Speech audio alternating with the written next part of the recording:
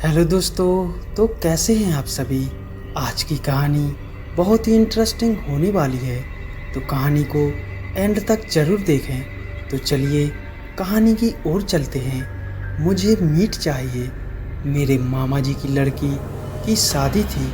शादी गांव में थी। एक दिन पहले गाने बजाने का माहौल चल रहा था। मेरे भाई मामा के लड़के के कुछ दोस्त भी आ रखे थे। उनकी पड़ोस के घर की छत पर पीने पिलाने की दावत चल रही थी। भाई ने मुझे पैसे दिए और अपने एक दोस्त के साथ मुझे मीट लाने के लिए भेज दिया। मामा के घर पर मांसाहारी खाने की मनाही है, इसीलिए हमें ये काम चुपके से करना पड़ता था। हम दोनों बाइक पर सवार होकर निकल पड़े। सड़क बिल्कुल सुनसान थी। वह बाइक की लाइट के अलावा कोई रोशनी नहीं थी। वापस आते समय घर से करीब 1 किलोमीटर पहले हमारी बाइक रुक गई। काफ़ी कोशिश करने पर भी चालू नहीं हुई। हम खींचकर बाइक ले जाने लगे। कुछ ही दूरी पर हमें एक बूढ़ा आदमी दिखा। वह हमारे पास आया और कहने लगा, थोड़ा मीट मुझे दे दो। हमें पहले से ही गुस्सा आ रहा था।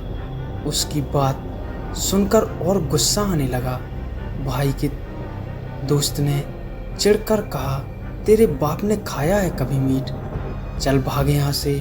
आदमी ने फिर से मीट मांगा, मगर हमने उसे धमकाकर भगा दिया। घर पहुंचकर मैंने भाई को मीट पकड़ा दिया और नाच गाने वाले कमरे में चला गया।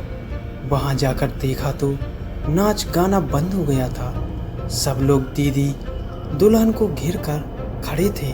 दीदी अजीब सी हरकतें कर रही थी और कह रही थी, मुझे मीट खाना है। दीदी ने जिंदगी में कभी भी मीट नहीं खाया था। सब कुछ समझ आ रहा था कि ये भूत प्रेत का चक्कर है। मामा ने दीदी को जोर के 2 थप्पड़ मारे। दीदी ठीक हो गई, मगर मामा अजीब सी हरकतें करने लगे। ये सिलसिला चलता रहा। भूत एक ओर छोड़ता तो दूसरी ओर लग जाता। अब भूत को समझाने लगे कि इस घर के लोग मांस मछली छूते तक नहीं।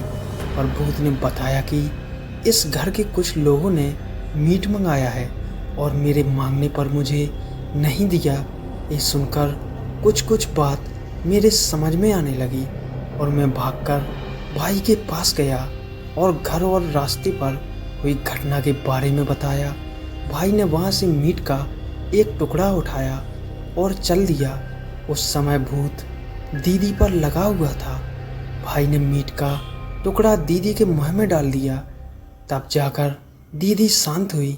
थोड़ी देर बाद सब सामान्य हो गया और सब अपने अपने काम में लग गए, मगर मामा थोड़े गुस्से में लग रहे थे। शायद वह भाई पर गुस्सा थे। दोस्तों, यह छोटी सी कहानी आपको कैसी लगी कमेंट में हमें ज़रूर बताएं और वीडियो को लाइक और चैनल को सब्सक्राइब ज़रूर करें। धन्यवाद।